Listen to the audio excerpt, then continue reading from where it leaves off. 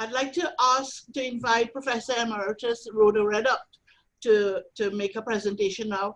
Professor Reddock is one of UWI's most celebrated scholars and the former deputy principal of UWI St. Augustine. She currently serves as a member of the UN CEDAW, that's the Convention on the Elimination of All Forms of Discrimination Against Women. She has written extensively on race in Trinidad and Tobago and has served as founder, chair, advisor, and member of several organizations such as CAFRA, that's Caribbean Association for Feminist Research and Action, and also the Global Fund for Women and the Regional Advisory Committee on the Global Coalition on Women and AIDS. So I invite now Professor Reddock to share her presentation with us. Thank you. Thank you very much. Sorry, Professor Reddock.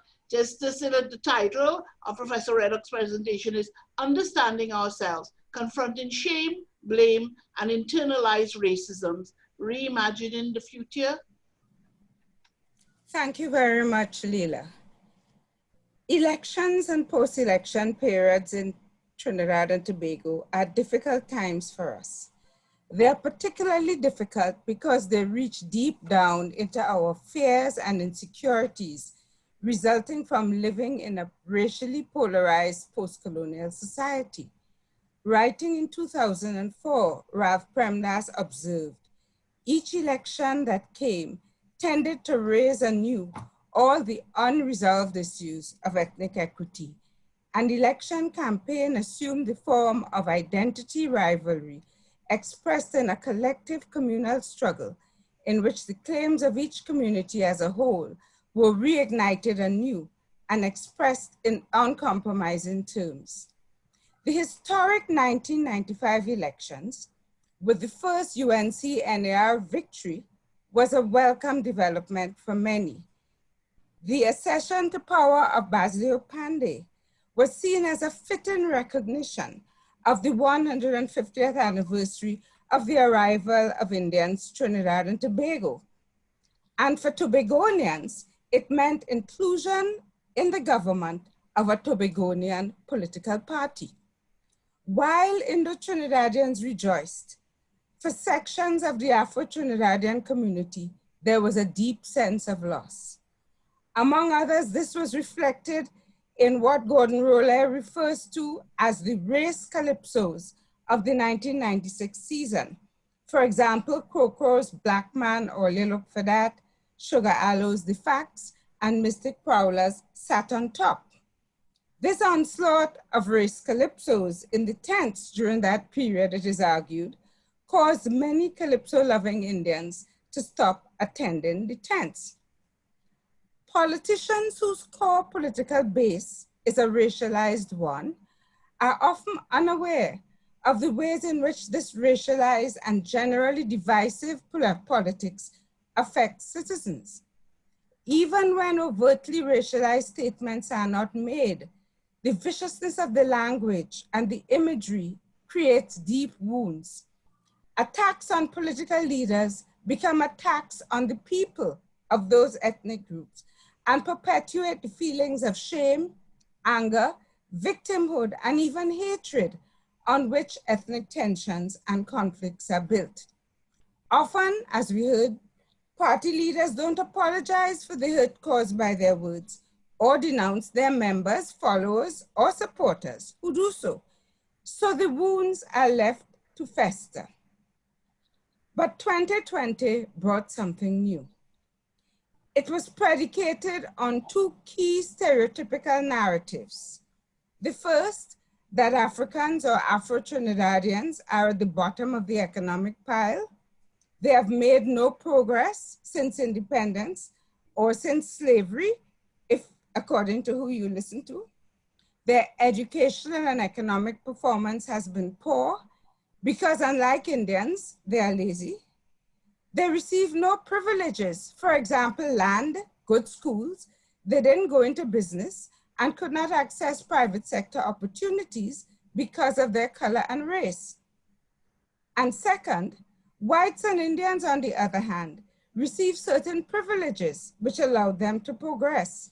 And when in power, the Indian government supported its own.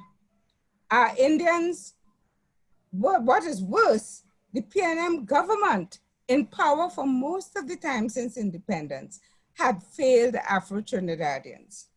This narrative was presented by certain Afro-Trinidadian radio hosts, Black nationalists, and Afrocentric leaders.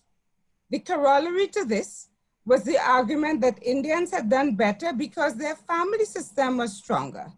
They had worked harder, unlike the lazy Afro-Trinbagonians who depended on public sector jobs. They opened businesses, they were given land. Hinduism includes a love for money and for the land, and they discriminated and continue to discriminate against Africans. This deployment of myths and stereotypes was also evident at the Indo-Trinidadian radio stations, and their audiences accepted suggestions that Indo-Trinidadians were more intelligent and hardworking, hence their better educational and economic performances. So powerful were these discourses that the UNC based its political campaign on elements of these narratives. Television ads presented economically deprived Afro-Trinidadians being ignored by the PNM and having to seek and receive help from what has traditionally been understood as an Indo-Trinidadian party. While the ads were focused on economically deprived working and lower middle classes, I suspect that the educated middle classes, usually the ones comprising the swing voters, were the most outraged. It was okay when Afro-Trinidadians criticized their own, but it was not okay for those not in this group to engage in this discourse. Many forgot that it was Afro-Trinis themselves who were central to these discourses of victimhood on radio and on social media.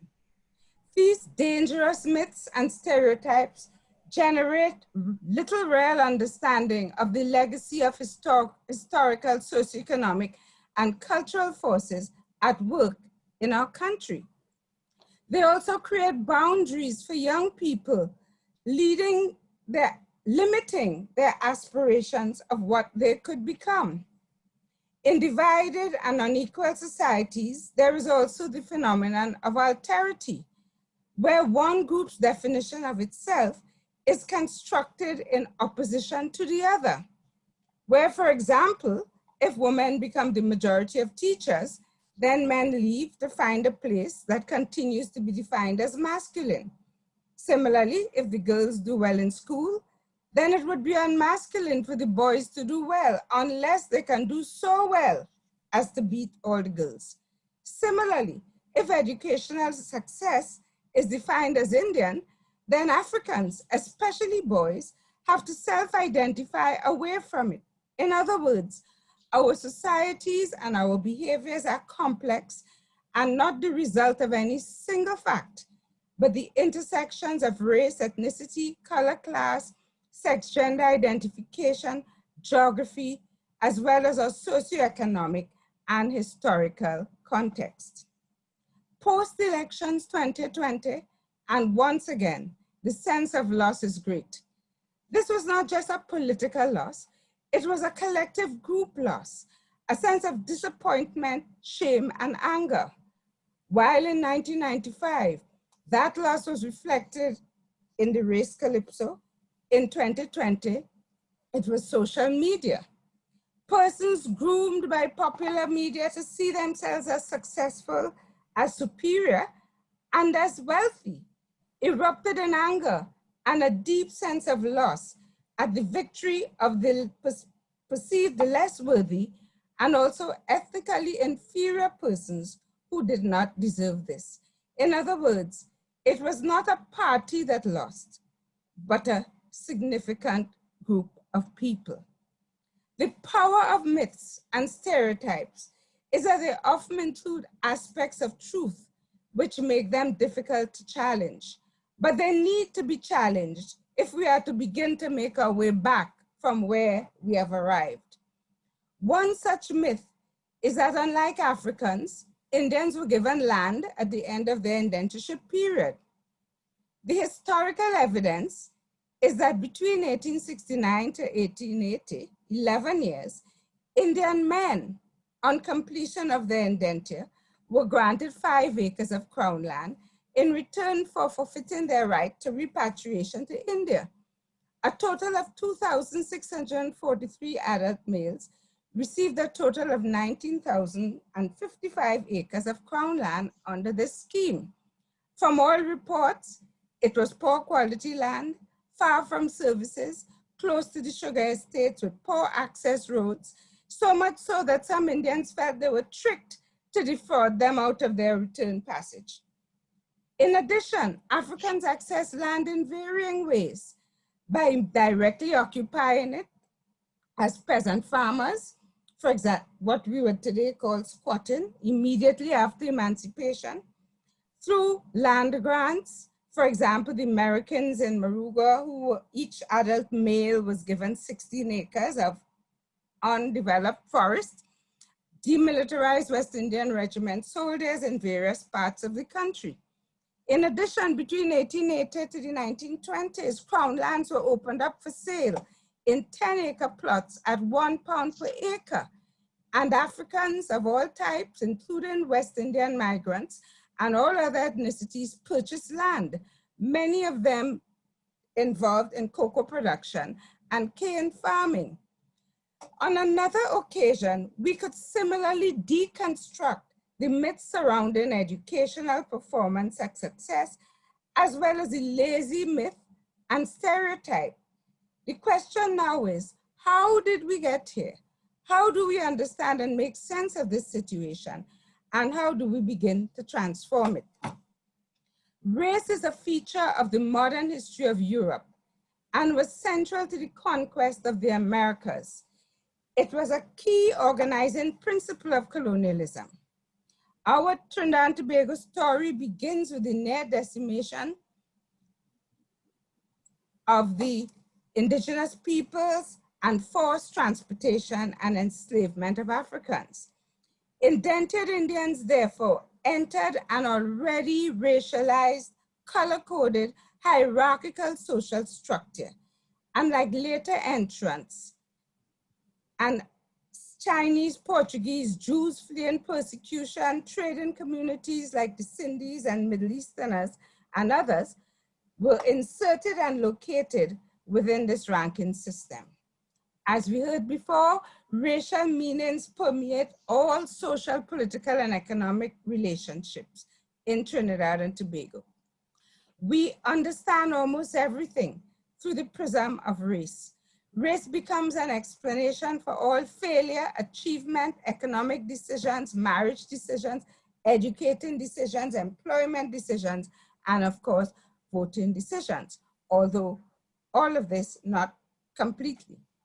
Now, whereas the Black-white or African-European binary dominated Trinidad and Tobago's racialized structures in the colonial era, this was replaced by the African-Indian binary in the post-independence period, but with both groups understanding themselves in relation to whites or Europeans. In other words, the European presence continued to be an overarching framework for the antipathies between Africans and Indians. Nobel laureate V.S. Naipaul, writing in 1962, the year of Trinidad's independence, in his essay in the Middle Passage, put it well when he observed, like monkeys pleading for evolution, each claiming to be whiter than the other, Indians and Negroes appeal to the unacknowledged white audience to see how much they despise one another. They despise one another by reference to whites, and the irony is that their antagonism should have reached its peak today when white prejudices have ceased to matter. Ethnic identities, therefore, at the same time, while the public noise and divisive talk is taking place at a public level, there is much evidence that populations in Trinidad and Tobago have become increasingly similar in important ways without being somehow reducible to one another. So while there is a strong movement to highlight difference and distinctiveness, in many ways, we are actually becoming each other. Now, I want to discuss two frames, two out of a number of frames that we could use to understand the phenomena I seek to describe: anti-Blackness and colorism. By 1970, like many of my generation, I was influenced by the Black Power movement. At my prestigious Anglican girls' school, the white girls began to acknowledge their African ancestors. The Black girls were forced to confront the internalized racism that existed within themselves and to finally become proud of their color and their hair. I know that the leaders of the movement spoke of the unity of all Black people with the slogans, Africans and Indians unite.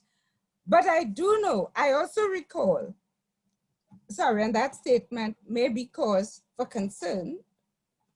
I also recall in 1990, when an Indo-Trini colleague said to me, Rhoda, I think that there should be a 20-year commemoration of the 1970 Black Power Revolution. Why do you think so? I asked. Because, he said, that was an important turning point in my life. After that, I was able to take my Indian food to school without feeling ashamed. It made us appreciate who we are. Yet I am also aware of other colleagues who sought to distance the Black Power movement from Indians, reducing its national significance for the entire society. The racist and color systems of the colonial plantation established a hierarchy of color and phenotype and a hegemony of whiteness, and all groups were evaluated in terms of their closeness to Europeans in color, phenotype, and culture. It took this revolution to make Afro-Trinidadians challenge their internalized racism and their own anti-Blackness, and to denegativize notions of Africa, African practices, belief systems, and even the continent of Africa. Despite this, color and phenotype continue to be visible markers of difference and of class and ethnic stigmatization. For Tobagonians, their dark skin color was an additional factor contributing to their tensions with Trinidad.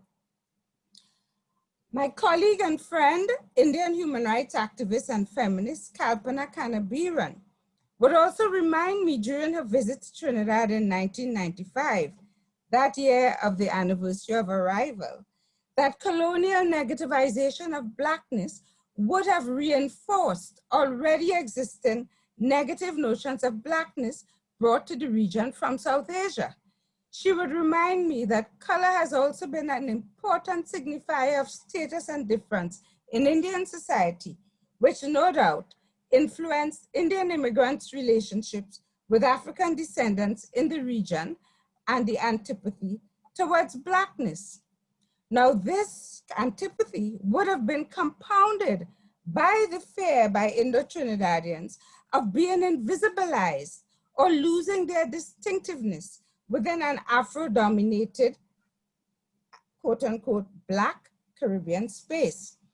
Although numerically well represented in Guyana, Suriname, and Trinidad and Tobago, Indians fear biological and cultural assimilation and disappearance into the Afro-Caribbean majority in the region.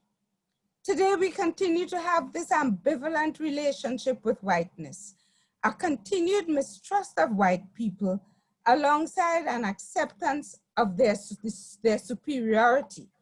Hence the saying, he feel he white or she plain white, suggesting that those persons are behaving above their status and color, something which actually reinforces the privilege of whiteness.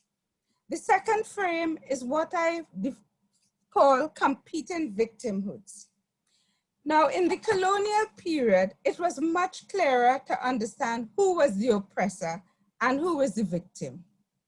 Today, things are not so clear. How often have we heard the debates? Which groups have suffered more? Which groups were more oppressed during the colonial period? Which groups are suffering more now?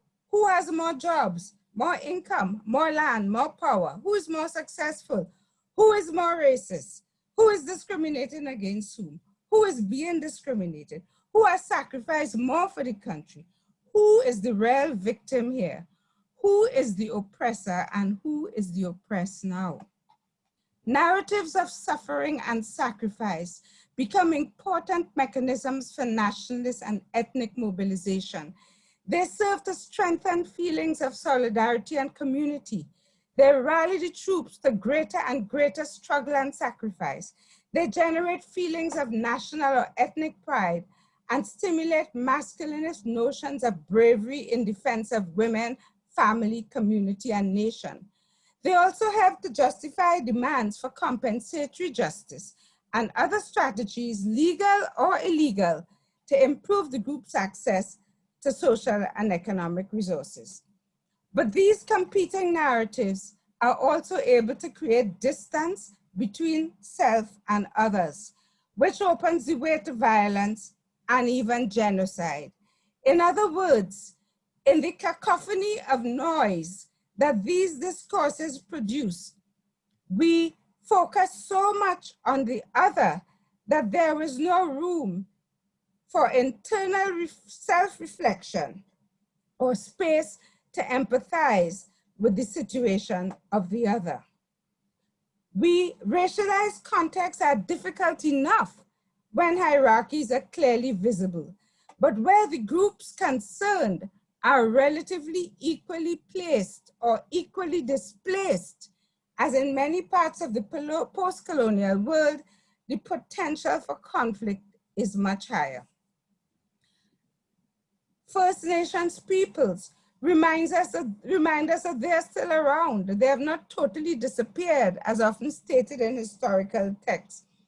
And through the efforts of descendants, our society has been forced to reinsert the indigenous inhabitants into national history and the national census. Afro-Trinidadians' narrative of suffering begins with enslavement and continues with their everyday experiences of discrimination. There is a perception of unequal access to economic resources and employment opportunities, especially in the private sector, and the continuation of color and class discrimination by the state, banks, private sector, and civil society. More recently, there is concern at perceived inequalities in the education system affecting African children. They also point to the disproportionately large number of Afro-Trinidadian males in prison or killed by the predominantly Afro-Trinidadian police, as well as continued discrimination in access to capital for investment in the private sector. Afro-Tobagonians seek to reclaim Tobago's separate and independent history of autonomy and self-governance that was lost when it was annexed and later made a ward of Trinidad in the late 19th century. They highlight Tobago's distinctive cultural and religious traditions and the continued subordination of its development to the vagaries of Trinidad. For Indo-Trinidadians, their narrative begins with their exclusion from the imaginary of the nation. They note that despite their presence and their economic and occupational success, they are still not perceived as full citizens. This is reflected in the fact that Indo-Trinidadian culture and religions are perceived as alien, and with the increase of certain strains of Christianity recently, once again as heathen, and therefore, once again as heathen. A Trinidadian identity, they argue, requires a rejection of their cultural and religious traditions. Importantly, they feel left out of and cheated of their right to shared political leadership of the country. The minority of Europeans or whites today, collectively referred to as French Creoles, note their marginalization in today's society, starting with the emergence of the Afro-Creole political hegemony, characterized by Eric Williams' famous statement, Massa de done. Other groups, Middle Easterns and Chinese, have their own narratives of exclusion. Their color and presumed wealth creates additional distance and mistrust in a context shaped by racism and colorism.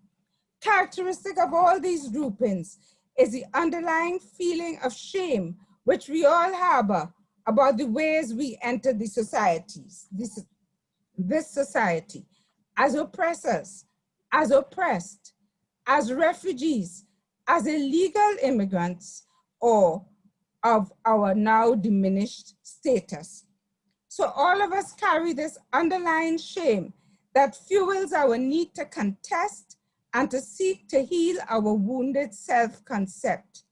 This is where the myths, stereotypes, and adjusted histories come in, to create narratives of sacrifice, even as we detail our narratives of suffering. Meanwhile, the colonial masters who created this mess for their own economic benefit accept no responsibility for the resulting ethnic tensions, civil wars, and other forms of conflict which emerge in their former colonies. Where do we go from here?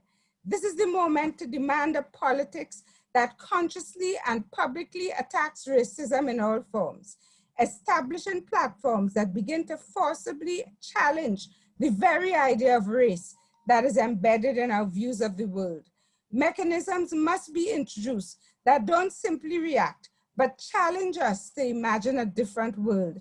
We can begin by rethinking what and how we teach our children and the necessary reforms of our four-tiered ranked education system and its over-competitive character.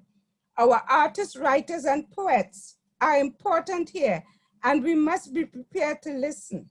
We may need legislation on hate speech.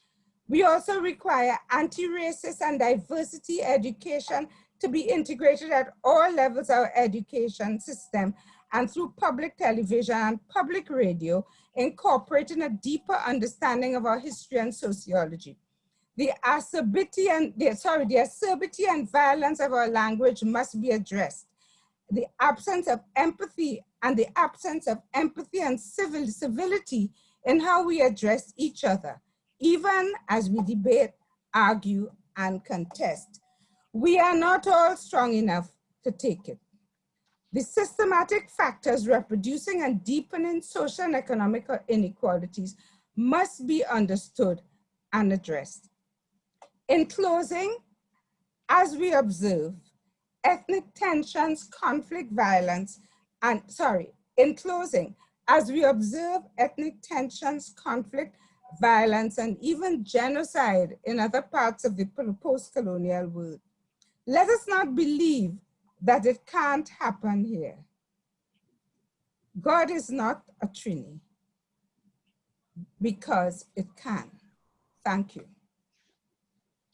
Thank you so much, Professor Reddock. Professor Reddock.